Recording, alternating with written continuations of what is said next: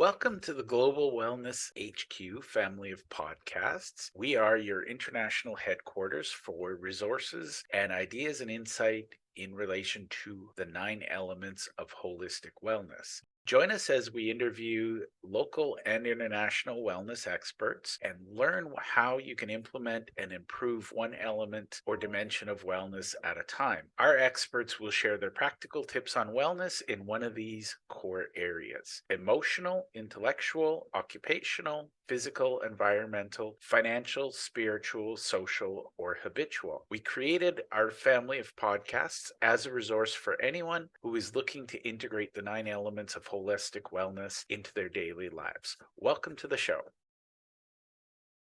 Hi, everyone. Welcome to Building Authentic Relationships in Business. Today, I'm excited. I have one of my dear friends, people that I respect greatly, Shelly Starks. Shelly and I, we're going to talk about whatever we talk about, but I promise it's about building authentic relationships. Shelly, why don't you start by telling us a little bit about who you are and what you do? All right. Well, thank you, Jeff, for having me on. I always enjoy coming on and speaking with you.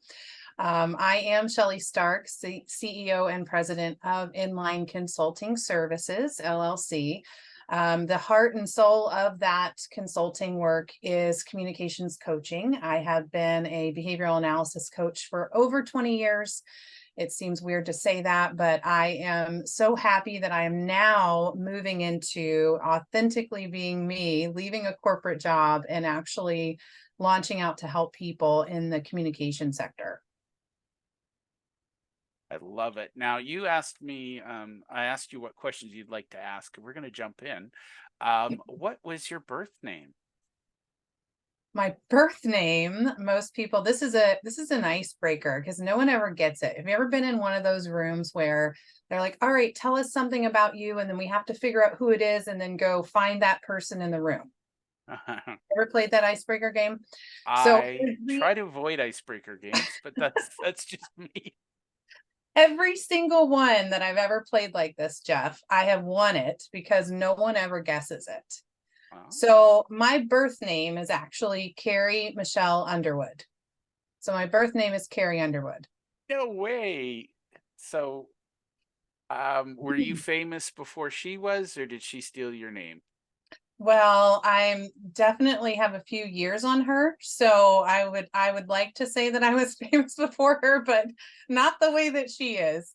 However, I've been really thankful that that's who it is that's representing our name out there in the world. So I love it. I love it. That is, I would never have guessed that. nope, most people don't. I mean, I end up, Michelle is the middle name, so Shelly comes from Michelle, and then my last name changed with my first marriage to Starks. So Shelly Starks it is, and people never really realize that. I usually have to show them my high school yearbook picture to prove it. I love it. I will take your word for it. It's so random. I don't think you'd make it up.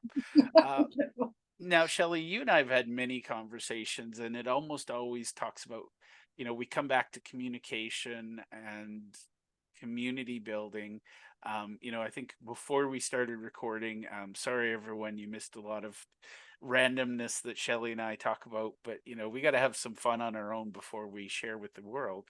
Um, we're going to figure it out, but I feel like we're going to talk about communication because I don't know how to build an authentic relationship without good communication. Is that a fair assessment? It is a fair assessment, but I think the very first thing that has to happen is that you have to have something that you relate somehow. Like in order for those defensive gates to go down, there has to be something relatable. So whether that's you come to the same part in the Christmas store and are looking at the same ornaments at the same time, or you're at a restaurant and you have the exact same meal, or somebody introduces you and you just love that person, the both of you love the person that introduced you. There's usually something that is a human connection somewhere that makes it more authentic in that conversation. And once that happens, then once you start looking at their behavioral style and trying to talk to them in a style that's comfortable to them, I think that's where the relationship starts to build. I think that we've lost a lot of that in our doing digital communication, where we don't really read body language as well. We can multitask when we're on these calls. We're doing all these different things, and it's not really an undivided attention thing. And I feel like people love having their undivided attention, like somebody having that undivided attention and giving that to them helps them feel like that's a connection that they're not getting anywhere else. I love that. And I think that's, I talk to a lot of amazing people. Esther Deutsch introduced you and I. Yes, the One of best. her big aha moments, which was we both discovered it together, was the best networkers are very self-aware. And I think Hmm. that's, one of the things that fascinates me is how can you be a good connector if you're not self-aware? How can you build relationships if you don't know what you want, what you are? Does that make sense? Yeah, I think the biggest challenge there, and that really goes back to the emotional intelligence level, that awareness is an emotional intelligence level. Um, if you are going into a networking conversation, I have a firm rule. That rule is when I go into a networking call, it is not for me to get something from that call. It is for me to offer something to that call. And if the stars align and that person and I connect at a different level, and are able to really kind of continue a conversation and the time flies by, typically it's beneficial for both people. But my initial goal is to get on and make sure that I can connect them with somebody in my network. I think that starts with an awareness of how that makes somebody else feel, how it actually helps grow their business. That awareness is not something I'm like, saying, oh, look at me for that. But I've noticed, to your point, that the best networkers are the ones that have a higher awareness and a higher, emotional intelligence level that want to help people succeed. Yeah. And I think I remember our first conversation was like, no, no, no, who can I introduce you to? No, no, no. My favorite conversations are how do we outgive each other? I mean, it's a game for me, and that's where networking can be fun. So, It um, is fun. let's talk first about I know your background. You are an expert in disc and extended disc. um, I am fascinated by personality profiles or communication style profiles. I love self-assessment or assessment tools, because not only does it help me be better. Our mutual friend Hamish, he is amazing, and he can read people and say you're I have trouble remembering what the things stand for. Somebody came out with a disc for kids, and you had to remember if they were a puppy or a cat, and I'm like, that makes sense to me. But the letters just, I don't know. My brain doesn't register them. Yeah. I can't be bothered with the detail. My favorite latest thing is the Colby A. But what lessons did disc and extended disc, and we'll talk about the difference here in a second. But what lessons has that taught you as you become a communications coach and you're helping people communicate better? I think that the biggest aha moment was that, we run around with all this stuff in our head, like these tapes that are playing in our head, and we have this idea of how things should be depending on how you were raised, the belief system that you had from your family. And you run around thinking, well, if I'm thinking this, everybody else is thinking this way, right? And unfortunately, if you live your life that way, you're only going to be wrong about 60% of the time. We talked about that the last time. So, the aha moment was, oh my gosh, people think differently than I do. They also process information differently. They handle stressful situations different. They have different, pieces of information that have come in that make them feel a certain way, that they have to portray a certain image of themselves, even if that's not authentically their behavioral style. They've been receiving messages that that's how they should be communicating. And so this is like an iceberg conversation, Jeff, because if you're looking at just their behavioral style, and not to mention the fact that no one is just one style, you're a mix of different styles. It's just a predominant style, and then maybe one or two others that kind of filter in based on how you have received information out there. I love that. And I think I did disc way, way back when. And it was interesting because I was in a role that was very much people oriented. This is funny to some people, but it was very people oriented. And I was naturally a quiet introvert. And I just wanted to be the accountant in the back office doing the books. And I kept getting put into client meetings. And I remember they showed it was your natural style versus your adaptive style at work. And I was like, literally, I was like polar opposites on the profile. And they're like, oh, Yeah. Jeff's gonna snap. Yeah, and that's a great way to put it because it's called being extended. Yeah, So if you are receiving messages that you need to be a certain style in order to be the most effective in a role, then sometimes that forces you to go. You were looking at, a people oriented role, but maybe you wanted to be in a task oriented role instead. And yeah. so you were in constant conflict every day for where you wanted to live because that's what was comfortable and where you had to do in a role that you were placed in. And so unfortunately what happens, this I talk about this all the time with turnover and churn at with your people, is that you really want to identify those roles as it relates to what style it is that would be the most effective in that role and hire to that. Now, I don't necessarily do the recruiting piece, but I do give them some insights to be able to help with that. And you'd be surprised how many times they hire the same behavioral style, just a different name for that role, and they just can't understand why it's not working. We can't You hire know, good people, or it's they always, or they're hiring with their gut. You've yep. got all these tools out there that we didn't have years ago that you can utilize that help you understand the person that you're interviewing. And extended disc is just one of them, to your point. Colby is another one. There's a lot out there. I just happen to really like extended disc because it does show us where people are extended, as opposed to putting them in a role where they would flourish.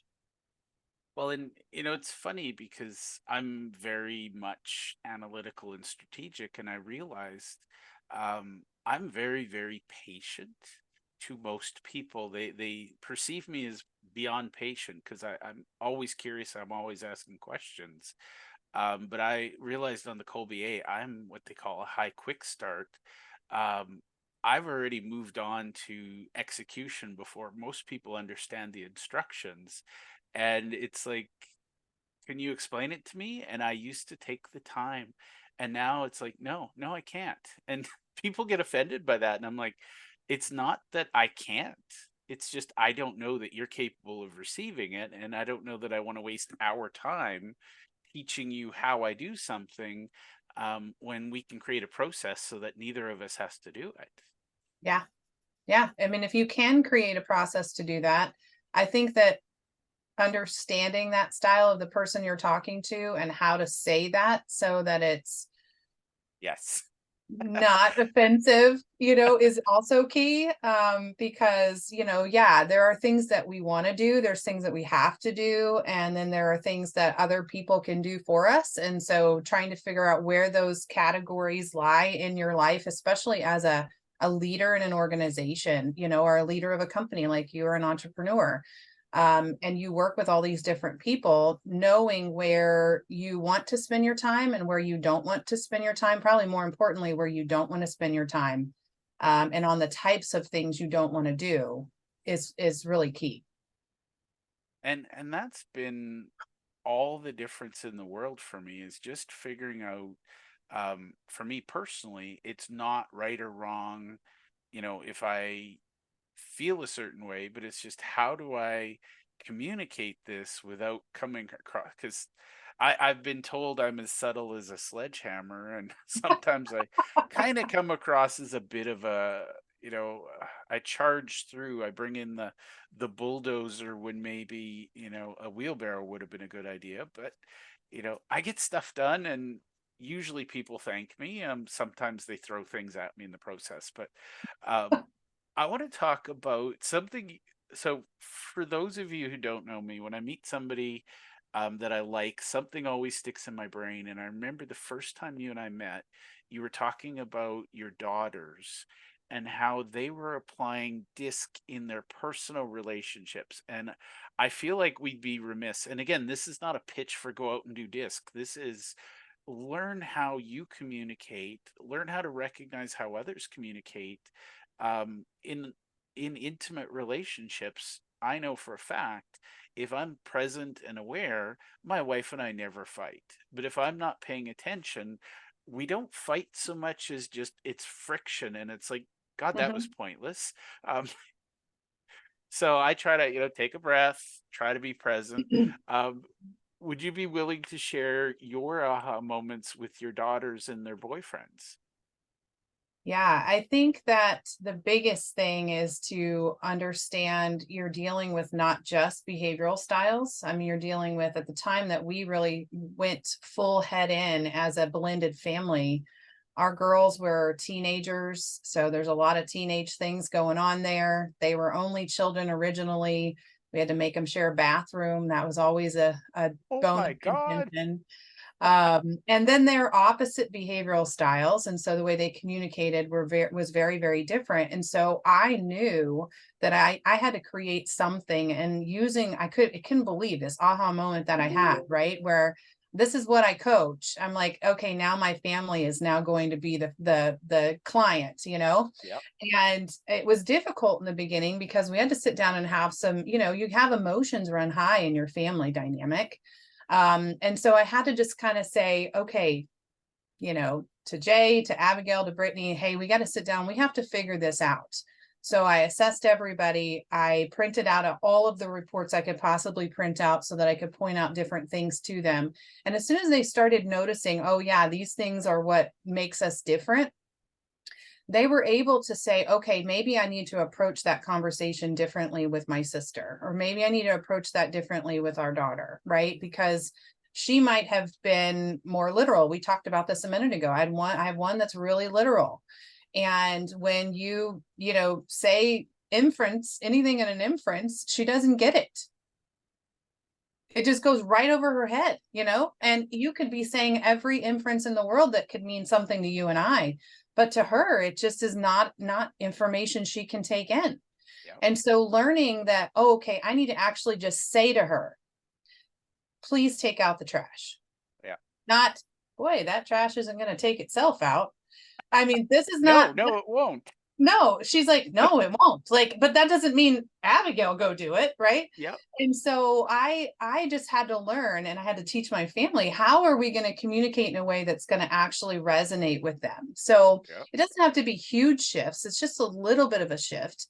And then as they got older, they started using this in their own life with their boyfriends, with their work, their boss and their coworkers and their friends. And I just love now that they're old enough to come back and talk and tell me how impactful this has been, and that they really think that everyone should learn this tool. And to be honest with you, that was something that really spurred my transition last year from corporate America to really launch out and help small businesses learn to communicate. Well, and I love that because I realize my youngest is Captain Literal. I mean, he is smart as a whip. He can tell you, where the origin. He actually can explain the origin of the universe and the Big Bang Theory better than anybody I know. But if you Amazing. say, that's not going to clean itself, he'll look at you and say, no, it's not, and he walks past it. And my wife and I are like, wait.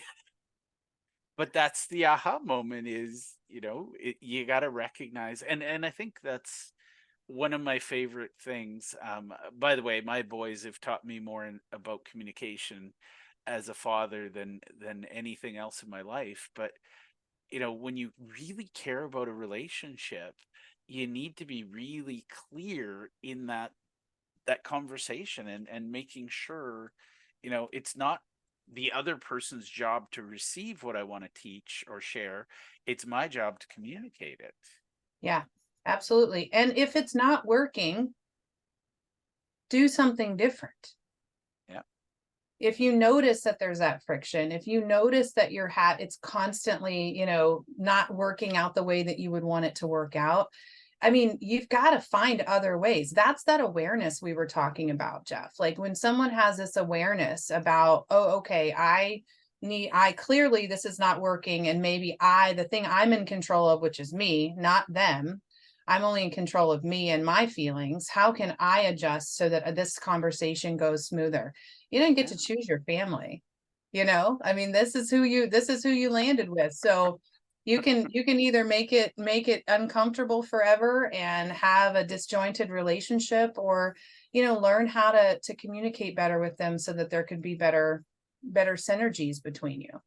Yeah. And I think that's, you know, personally, I like to solve puzzles, and human beings are my favorite puzzle because, we all think we understand, and I had an aha moment. I want to share this with you, Shelly, because I feel like this is really, really timely. Um, I had this aha moment. We live in a community that has a lot of ethnic diversity. And I'm talking a lot of English as a second language. Definitely, there's a lot of different cultures. And the management, it's kind of weird, but the management team is predominantly, they've been in Canada, they're third or fourth generation, they're European descent.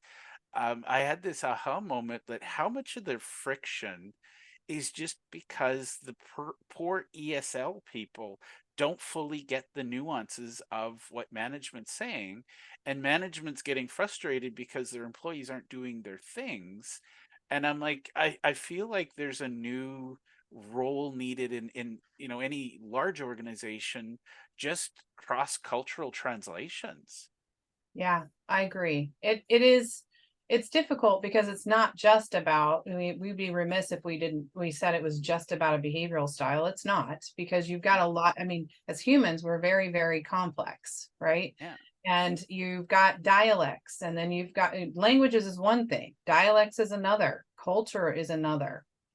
Even crossing from Canada and the US, there's some cultural things, right, that are different. There's different phrases that mean different things, and especially if the emotions run high in any kind of situation, now you're throwing a whole nother layer of complexity onto that conversation on top Yeah. of all of the things we just talked about. And I mean that's a big example, but it just like I remember, I grew up in a predominantly German neighborhood, and it was even dialects between, somebody from the Black Forest area versus somebody from like, these people spoke the same language but with different cultural markers. And I just find it fascinating how we spend so much of our lives with other human beings, and yet we get so little actual deliberate training around how do we communicate. Yeah, I agree. And it should be part of what I consider to be just like elementary level study. It's important that we learn history, it's important that we learn math, it's important that we learn science. It's important, all of that is important, but we forget that all of it resonates from a human connection or communication between people. Yeah. So how do we get to that point where we have more self-awareness that the person in front of us is not like us, and that it's okay? That's another big thing. It's okay that they're not like you. It's okay that they don't think like you. It's Yeah. okay that they do not agree with you. But it doesn't mean you can't have an actual conversation and get along in that scenario at work or wherever at home. If you're learning how to adapt to that person's style, and then maybe being more empathic or empathetic to what their feelings are around that. I don't pretend that that's the answer to everything, but I do know we have to start somewhere. It can't hurt in any possible way, right? Yeah, exactly. By the way, Shelly, I'm going to share something for the universe because the world doesn't think that I'm nerdy enough.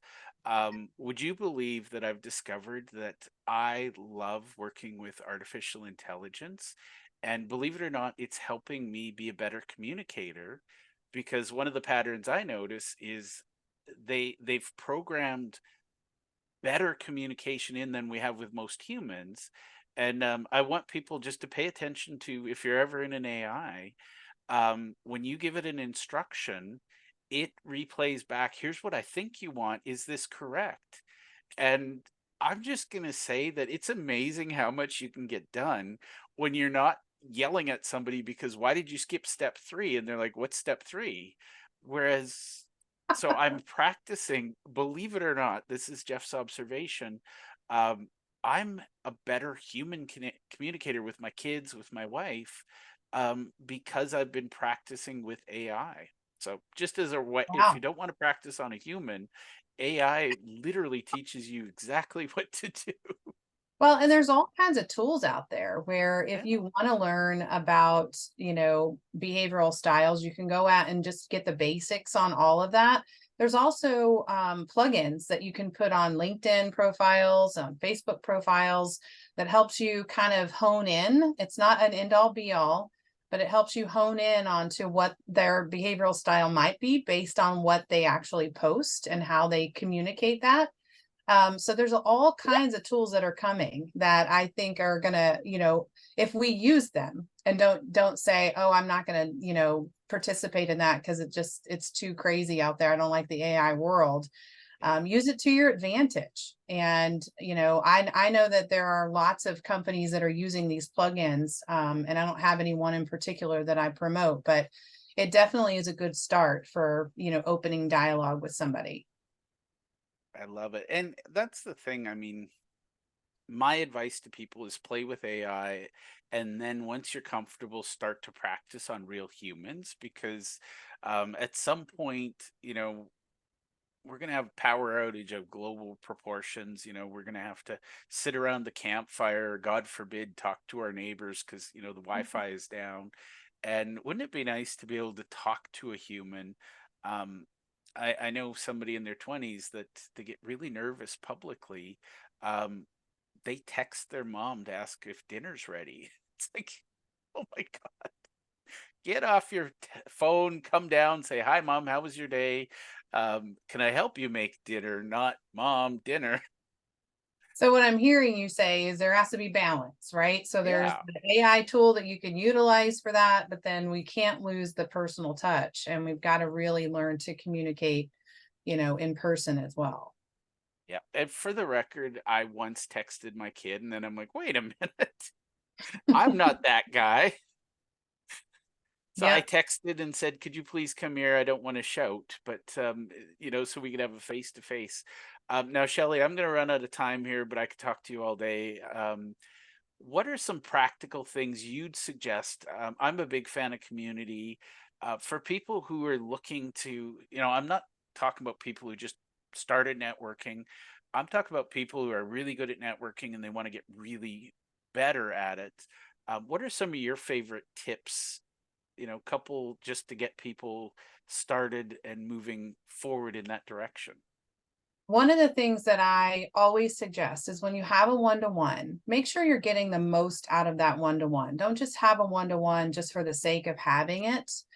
And one of the ways that I do that is not only am I always looking to see how I can help them with my network in that conversation, but ask them what other tools they've found recently that are helping them in their business.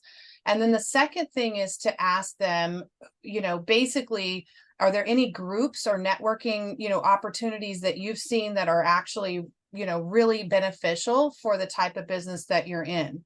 And the reason I do that is because I have discovered that there are so many things out there that I didn't even know existed. And when someone tells me about it and I go and check it out and it ends up being a resource, if I hadn't asked, I would have never found it.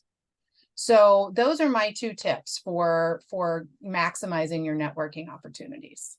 I love it. Well, I want to point out for those listening, this is very meta. I'm going to break the fourth wall, but the whole point of this interview series is to connect great people with great people. Shelly, how can somebody connect with you and why would they connect with you? What would you two talk about?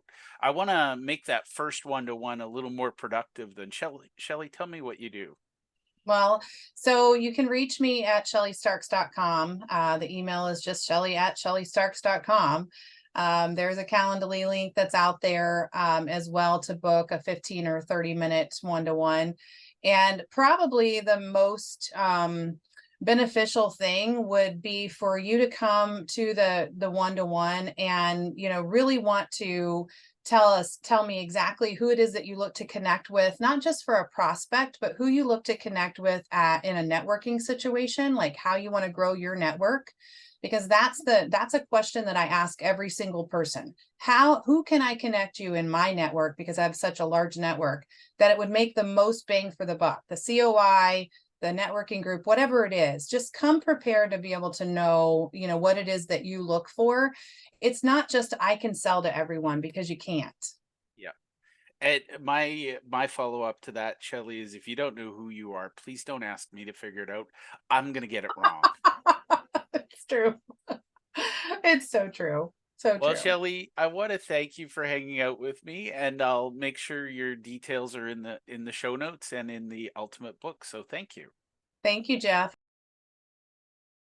Thank you for taking the time to listen to our show. We hope that you enjoyed this episode, and we invite you to either click the link below or scan the QR code to register and listen to other episodes of our podcast. Or if you think your business or you would be a great guest to be on our show, we're always looking for experts in one of the 9 elements of holistic wellness. We'd love to have you. You can either click the link below or you can scan the QR code and complete our speaker intake form. Thank you, and to your wellness.